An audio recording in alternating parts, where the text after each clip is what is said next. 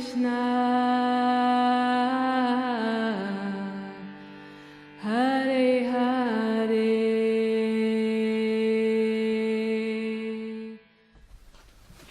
So playfully we were saying, I've started this juice diet now, and I intend to keep it going for a while. And it was asked, oh yes, we'd love to fast with you. Some people say like that, love to fast with you. But amongst them are even some skinny people. I thought, well, you don't have to fast with me. Or I will give you a certain kind of fast or something. Different kind of fast. I need this type of fasting for my body. But maybe you can fast from your vasana for a month. You see? And so what I thought about is, like, for instance, also one very good thing that most people could do is, instead of saying things like, I'm so agitated today, or whatever people say like this, but more change the way that you, even just the language of saying, I am agitated, to some agitation is coming up in me, is very big difference actually, because the I am itself is not a person. I am itself is consciousness actually. And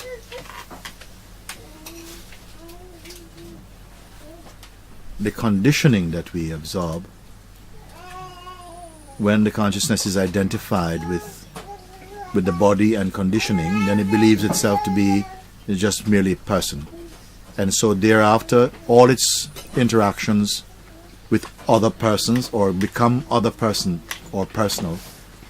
And this is already a severe limitation and a distortion of what the truth is, you see. And because everybody now do it, internationally we all speak, I am so sick, I am so tired, I am this and so on. And it seems innocent enough, because nobody challenges you to say things like that, you see.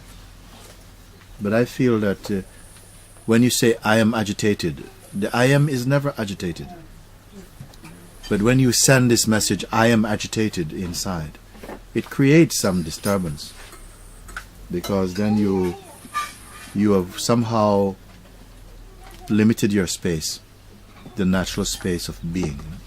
Gets contaminated with this feeling, I am is agitated. Because that's what it means, in fact. I am is agitated, but it is not agitated. The sense of agitation is like waves or something that may come inside, or I am sick, or I'm so sick of this and so on. It is so glibly or casually used. So if there was something to fast on, it would be to that. Say for the next, say, even try it for 1 week. Whenever you find that natural response come, like, I am, in the expressions I've just used are examples. I don't, yeah? To really stop for a moment and reflect and say, is that true? It's not the I, the true I doesn't want. It's because of this habit of feeling I am agitated, why something has to push it back into the person and make it be the person who say I am agitated. Because the I am cannot be agitated. It is a weakness of the sense of agitation, but itself is beyond all those, the effects of the play of interrelated opposites. So if you could do that and be aware of this and find a new way of expressing that, if it needs to be expressed at all. You see, I'm so tired of this. No, this tiredness is now arising. So it's not the I am that is tired. And that really makes a change. It's not just a sort of semantics play, but it really is the way in which you somehow bring a kind of claustrophobia into your being by doing that. So this is just something arising for the moment, and it will come and go. I will still be here. So I cannot be agitated. Sometimes it may seem, but it's such a small thing to make a change about. It's an enormous thing. It's an enormous thing to be making a mistake about. Because every day, almost behind every expression that we seem to think that we do, or think or act in some way, the seat of it is the feeling I. You try and think of anything that you want to say without I, and you will see how often your I is involved in the statements you make and the things that you do and the reports that you make. And when you say I, it is indicative of consciousness, not of person, actually. You see? And even when you're speaking with people who are not so familiar with this type of talk, I don't think they will find it so. It might be quite illuminating for them also. If you see people say, "Oh, you look very tired," he says, "No, I'm not tired. I mean, some tiredness come and go. You know, it's not what I am." They can kind of, okay, if they are a bit sort of like switched on, they would say, "Hey, you know what? I never thought of it like that." But it leaves some lot more free space. If I say I am that, you know, you see, it's like somebody telling you are that. You don't like it when someone say you are that, but you quite yourself say I am that. So if there can be a consciousness about that, and you know, you feel that the reflex and the conditioning is just to say this, but then something now will stop you a little bit, and you check in again and just say, this is not really true. This is just a visitor.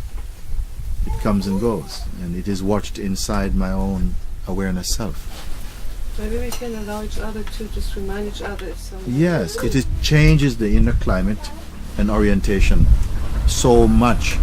And then I would like you to report in a week if it makes any difference to you. That would be a good fasting. That would be a good fasting. But I did think at one point if each one was honest enough to come and say, listen, this is my vasana actually. Is that, and name it. And then I say, okay, I put you down. I put you down for 2 weeks, okay? Starting from. I think others see others people vasana more clearly.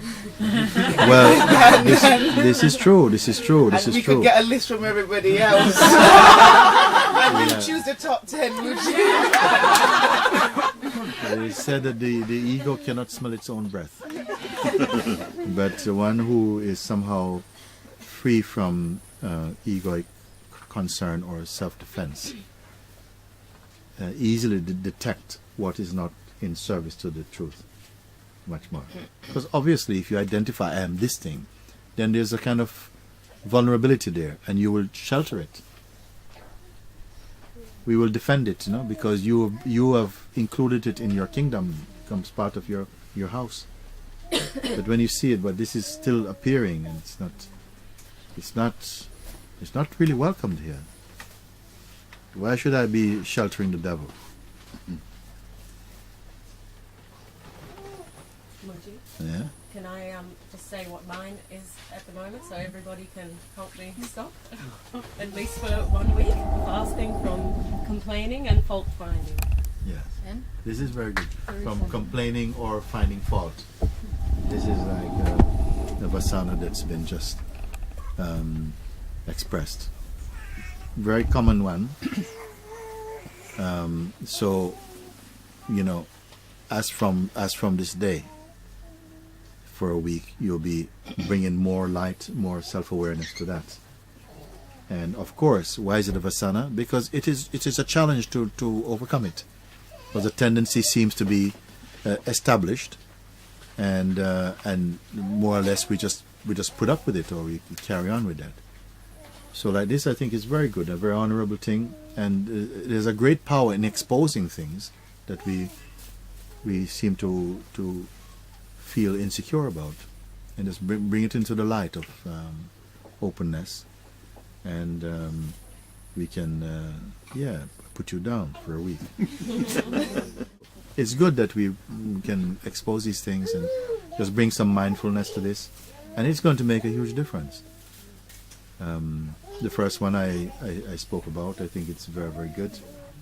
to watch this feeling of the I, or how quickly we combine I, which is the sort of witnessing consciousness, to an activity, a self-label, and make it personal, which it is not doing it. And also to bring up and to admit, yeah, I'm having trouble with this thing, and I keep doing this, and I see, I keep doing this again. Goes back to the first one. This tendency keeps arising in me, and something goes for it, a sort of identity, and what I am gets lost in that, and then I'm confused. Even to speak this language, which is more authentic, more true, that I'm the witness of this, feels like that's an effort, because it's more easy just to say, but I did it, man. You see, so you can keep on, and this is how we carry on somehow with this, or how these habits, they carry on. So it is a bit of an exercise. It takes a little effort in the beginning, but it bears very sweet fruits, and immediately also you're feeling the kind of spaciousness, like you're not left with a heavy sense of guilt or something. Oh, I did this thing bad again.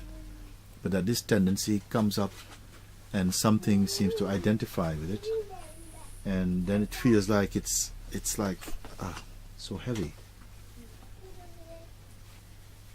I feel what I see is there is some tendency to, I don't know how to call it, like put out fires. Like something is uncomfortable with maybe not being seen right, or not, or what it perceives itself not being perceived right, or if something is going on, like to always kind of let's say there is an argument, and to always say, okay, he didn't mean it, or she didn't mean it, and this is To try and pacify to prematurely. pacify things, and I just feel like there is so much space that somehow after that happens, I see that it doesn't happen, like it's something fierce and smelly about it. Like it really is not true with that. Like it's just automatic instead of conscious or something like this.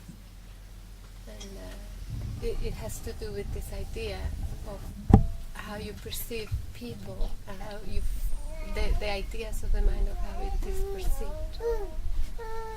And sometimes that can also have something to do with that something feels unbearable for you. To let something burn itself out, exhaust itself, feels like, oh, that's just too painful to watch, or something like that. And it used to be more also, I could, as you speak like this, to speak for myself, I also grew up very much, to see like someone who is doing something wrong being caught and cornered. It was like, oh my God, it's so painful. Because they're really going to get it now. They're going to get cooked. You see? Because something has been exposed, something is not true, and they're being confronted about it. And it's not apologetically. It's like, you got no, because then I noticed that in order to save the discomfort, then I would give them the benefit of the doubt, which you don't really. You see, you sort of let them off. Say, okay, they say, yeah, but I didn't really mean to. Okay, well, next time, just be careful. But really, you want to say, you little rat, you did it, that you couldn't get yourself to say something like that. You see? So when I saw that was really being expressed, then something used to be really, there's a feeling of, it's like painful to watch someone being caught, and that they had no excuse, they could not, like they had no place to hide. That is. So gradually something opened up to that and said, but it's a good thing to be caught where you run out of excuse. Your excuse don't work.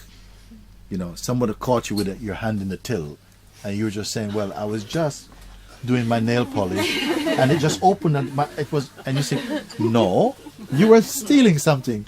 No, how could you say that? No, but you want to see that clear light of honesty, and someone being caught, and that was sort of like so painful, you see. So that is something that I felt when I heard you, that to have it expose something that sometimes you just have to let something burn itself out. That what you imagine is going to be like unbearable turned out to be actually, it turned out good in the end, because the person needed to be caught in order to put a stop to that type of activity or something. You know, so sometimes to let it play out is very good.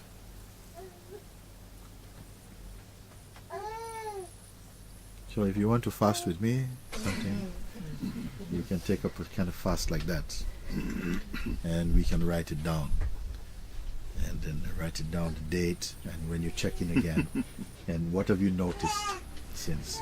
Give some feedback. How much weight loss have you lost? Yeah, how much, yeah. How many kilos have you lost? How many kilos of egoic concepts?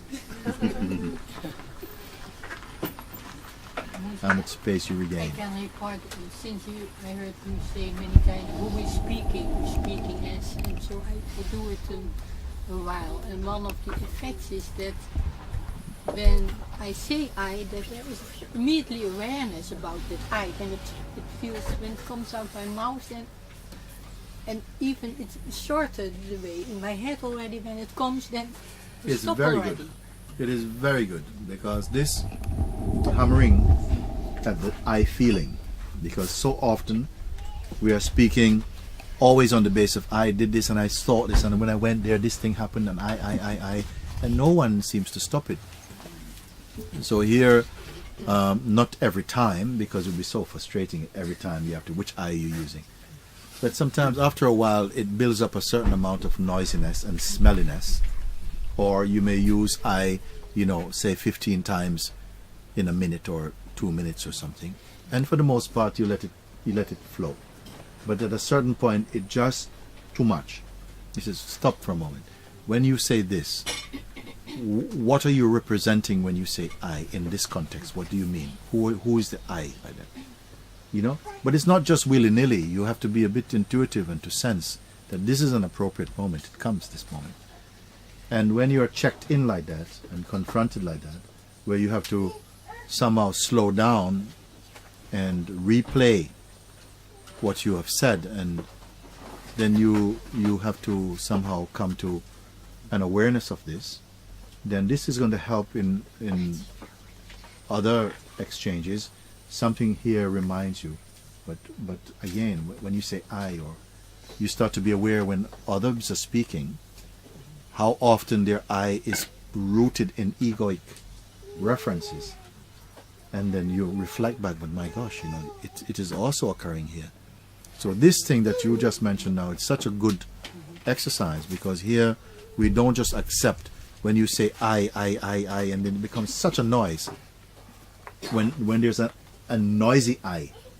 Noisy I means that which is carrying a lot of history, a context of personhood, likes and dislikes, then judgments come, then frustrations, and then all of this very sticky use of concepts. Then we have to be able to challenge these conversations and say, please stop, because this is you know, we have heard in London now, so you know, now you can be fined, or you may even lose your home if you cause too much noise pollution in London. If you make too much, one time we didn't have that, but then after a while it's too much. They say you can go to court for noise pollution.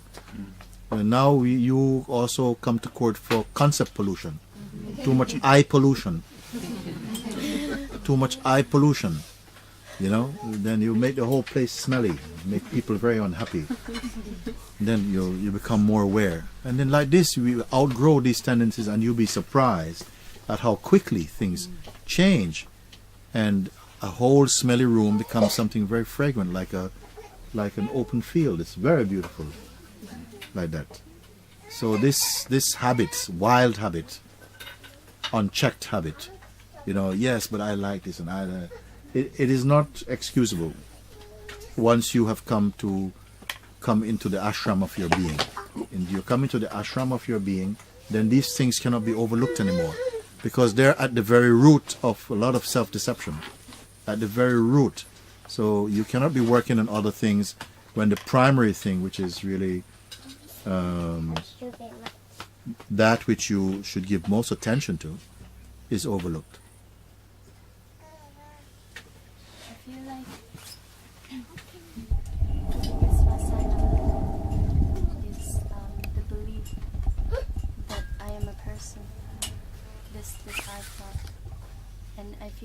goes along with what you're saying.